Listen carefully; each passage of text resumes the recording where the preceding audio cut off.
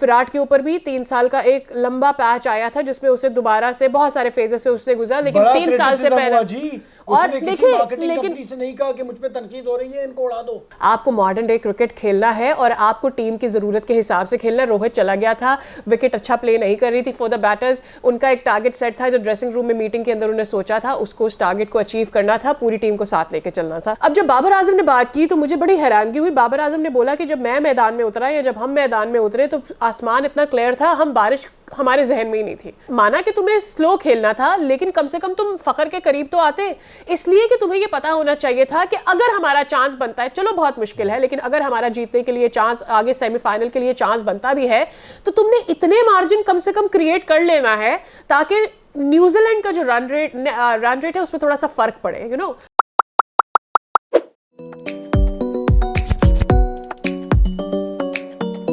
Hello and welcome to लपारा shot. मैं हूं सादिया सैमसन और मैं हूं फवाद मुस्तफा। Happy birthday Virat Kohli.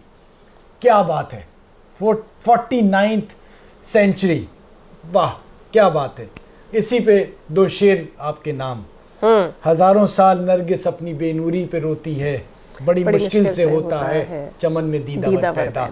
और एक और इकबाल का शेर, खुदी को कर बुलंद इतना कि हर तकदीर से पहले खुदा बंदे से खुद पूछे बता क्या है, तेरी रजा क्या है। क्या बात है कोहली साहब, क्या बात है। अब देखो, अगर Kohli if Kohli is listening and if he happens to listen to us at any point of time in his life, Fawad भाई बिल्कुल शेर व शायरी वाले बंदे नहीं है, लेकिन सिर्फ तुम्हारे लिए विराट कोहली साहब, सिर्फ तुम्हारे लिए उन्होंने ये शेर याद किए, the way he loves you, you know, so you need to remember the kind of a love he has for you। and क्यों ना हो, कितनी मेहनत, कितनी स्ट्रगल, कितना डिटर्मिनेशन। हम जो क्रिकेट देखने वाले होते हैं ना, हमारे शौक का कोई अंदाजा ही नहीं लगा सकता। और हमारा शौक जो होता है ना, जो सही ट्रू क्रिकेट फैन होता है ना, उसका कोई इससे ताल्लुक नहीं होता है कि वो किस मुल्क में रहता है। अपनी टीम, अपने मुल्क से जरूर मेहनत मोहब्बत होती है, लेकिन कोई भी एक प्लेयर, जैसे हमारा बचपन था वो विव रिचर्ड्स की मोहब्बत में गुजरा, अब सचिन आया, इमरान खान थे, जावेद मियांदाद थे, सुनील गावस्कर, कपिल सईद अनवर यार, अब जाके विराट कोहली। और सादिया, जब आज ग्राउंड में कोहली वाले नारे लग रहे थे ना, मैंने इंडिया में सचिन की पूरी वो सुनी, सचिन सचिन, यस सचिन सचिन, आज वैसे ही था कोहली कोहली। तो जब उसने 100 अपनी की ना, और ये सारा कुछ हो रहा था, मैंने कहा देखें कितना वक्त लगता है उस नाम और उस नारे पे पहुंचने के लिए। और ये मैं सिखाना चाह रहा हूं उन लोगों को जो हमारे मुल्क में भी रहते हैं और बड़ी आसानी से किसी भी बड़े प्लेयर से किसी प्लेयर को मिला देते हैं। आप दूसरा ये सोचे तो कि वो यहाँ कैसे पहुंचा है। फिर हम कुछ लोग ऐसे होते हैं कि वो वही नेगेटिव माइंडसेट, नेगेटिव सोच। आए मेरे एक दोस्त थे इंग्लैंड में, उनका मैसेज आया कि जी आप बड़ा बाबर पे बात कर रहे होते हैं, ये भी तो देखें सेल्फिश 121 गेंदों पर 121 गेंदों पे। अरे मैंने कहा मियां पहले उससे को कोहली तो बने, कब से अपने मुल्क को जिता के कहां तक लेके आ रहा है वो। सही। आज उसने इनिंग्स खेली, उससे क्या पड़ी है भाई, उसने टारगेट सेट किया हुआ होगा कि हमने इतना टारगेट करना है, और उसे पता था विकेट कहां पर पहुंच गई है, इस विकेट पे कितना काफी होगा। वो सब सोच समझ के आया था। जीत और हार तो पता ही नहीं होती, आप 450 भी कर लें तो भी आप हार सकते हैं, लेकिन आपको पता होता है। और बीच में जब उसके साथी जो खेलने आ रहे थे वो सब फंस रहे थे, तो लंबा खेला और वो खिलाता रहा। सही। तो उसको पता है उस पर टीम का ट्रस्ट है, और नॉट आउट गया। ये देखे ना, तो भाई बात यही है कि अगर आप बड़ा प्लेयर बनना चाहते हैं, उसके लिए बड़ी कुर्बानियां होती हैं। आप उसकी ओवरऑल पूरी जर्नी देखें ना, जो आज यहाँ वो पहुंचा है, किस तरह से अपने आप को ट्रांसफॉर्म किया है। अपनी उसकी डाइट देखें, उसकी ग्रूमिंग देखें, पहले बात किस तरह करता था, आज बात कैसे कर रहा है। फिर दुनिया प्यार कर रही है। मैं पाकिस्तान कराची में बैठ के, और अपने इसी मैच में हमने ओलंपिक्स में विराट कोहली के रोल के हवाले से बात की थी कि वहां लोग कह रहे हैं कि जी क्रिकेट फैलाने में विराट कोहली का रोल है। आप सोचे ना कि कितना कुछ वो कर रहा है। वो एक वर्ल्ड स्टार बन गया। He is not a star of India और पाकिस्तान और सब continent, he is a star for India and a motivation उन सारी कंट्रीज के अंदर जहां क्रिकेट नहीं खेली जाती फॉर क्रिकेट। पैसे की कमी नहीं है, वो पैसे के लिए नहीं खेल रहा, पैसा तो बहुत हो चुका। नहीं, अब एक और चीज हो गई ना फवाद भाई, अब पैसा उसे खुद फॉलो करे। और वो जो आपने कंपैरिजन वाली बात की ना, पैसा उसे एक तो खुद फॉलो करे, और जो बाबर आजम से उसकी कंपैरिजन वाली बात है, मैं एक सीधी सी बात करती हूँ कि भाई बाबर आजम का विराट कोहली का कोई कंपैरिजन नहीं बनता।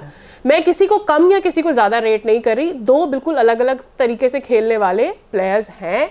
एक बैड पैच इस वक्त बाबर आजम के ऊपर है, बाबर आजम को उस बैड पैच में से निकलना है, नहीं निकलेगा तो अपने लिए बुरा करेगा। पाकिस्तान के लिए क्या है कि एक नहीं तो एक के बाद अगला प्लेयर, अगला नहीं तो अगले के बाद अगला। और मेरे ख्याल में अगर विराट कोहली भी मेहनत नहीं करता तो उसके पीछे और बहुत सारे होते जो आकर उसकी जगह ले लेते।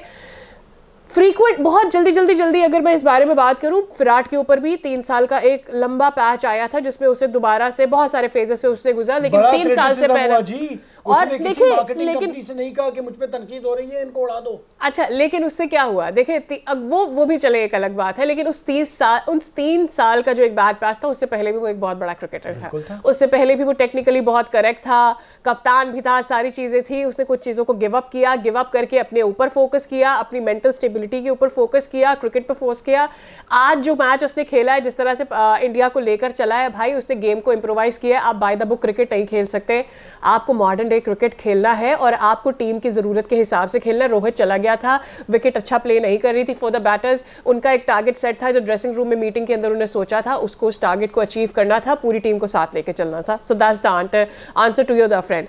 लेकिन जो बाबर आजम वाली बात है ना, वो ये कि चंद एक चीज़ें जो मुझे बाबर आजम के लिए समझ में नहीं आ रहा। देखिए, फ़खर जमान ने कल प्रेसर किया जब उसकी 100 हुए और जिस तरह से वो खेला, पाकिस्तान मैच जीत गया, तो उसने बोला कि हम जब मैदान में उतरे थे तो हमें ये पहले से ही पता था कि हमने 4 ओवर्स तक किस तरह से रोकना है। ज़रा सा अब्दुल्ला आउट हो गया तो मेरे ऊपर जिम्मेदारी ज़्यादा आ गई थी और मुझे तेज़ खेलना ही खेलना था, और हमें पता था कि बारिश भी हो सकती है और हमें हमेशा DLS में अहेड रहना था।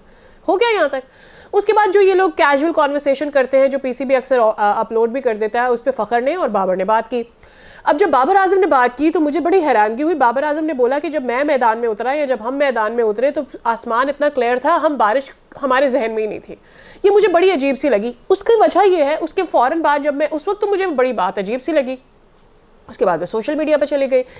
जब मैंने देखा कि बाबर के ऊपर तनकीद हो रही है इस बात के लिए कि हाँ भाई मॉडर्न डे थोड़ी क्रिकेट चेंज हो गई है, माना कि तुम्हें स्लो खेलना था, लेकिन कम से कम तुम फ़खर के करीब तो आते, इसलिए कि तुम्हें ये पता होना चाहिए था कि अगर हमारा चांस बनता है, चलो बहुत मुश्किल है, लेकिन अगर हमारा जीतने के लिए चांस, आगे सेमीफाइनल के लिए चांस बनता भी है, तो तुमने इतने मार्जिन कम से कम क्रिएट कर लेना है ताकि न्यूजीलैंड का जो रन रेट है उसमें थोड़ा सा फर्क पड़े, तो उसके ऊपर उस पर तनकीद हो रही थी। अब वो उसका बेसिकली जवाब दे रहा था कि मैं अपना गेम इसलिए प्ले कर रहा था, वो इसलिए प्ले कर रहा था क्योंकि मैं तो बारिश का लेकर सोचा ही नहीं, आसमान बिल्कुल क्लियर था, बारिश का कोई चांस नहीं था। तो मुझे लगा कि यार तुम क्रिकेटर हो, तुम्हारा फोकस क्रिकेट पर होना चाहिए, ट्रुथफुलनेस पर होना चाहिए, अपने आप पर होना चाहिए, किसी को जवाब देने के ऊपर तुम्हारा फोकस नहीं होना चाहिए, सो आई फेल्ट कि यार मतलब जीत गए सादिया, एक कप्तान, ठीक है, छोड़े एक मिनट, सुने, देखिए मुझे ऐसा लगता है एक कप्तान जिसके ऊपर ऑलरेडी इतना बर्डन है, वो टीम के लिए खेले क्योंकि वो कप्तान है, अपने लिए खेले क्योंकि वो पाकिस्तान टीम में as one of the most strongest batter खेल रहा है, उसके ऊपर टीम डिपेंड करती है, जिस तरह का प्लेयर उसको समझा जाता है पूरी दुनिया में। भाई तुम्हें किसी को जस्टिफाई करने की जरूरत नहीं है बाबर आजम, तुम अपना क्रिकेट खेलो, तुम अच्छे प्लेयर हो, यहाँ एक एक फेज है, इससे निकल जाओगे तो बहुत बड़े बन जाओगे। So stop kind of thinking about it. इसी के साथ भाई बड़ा सादिया ने सब कुछ ही बता दिया है मेरे ख्याल से।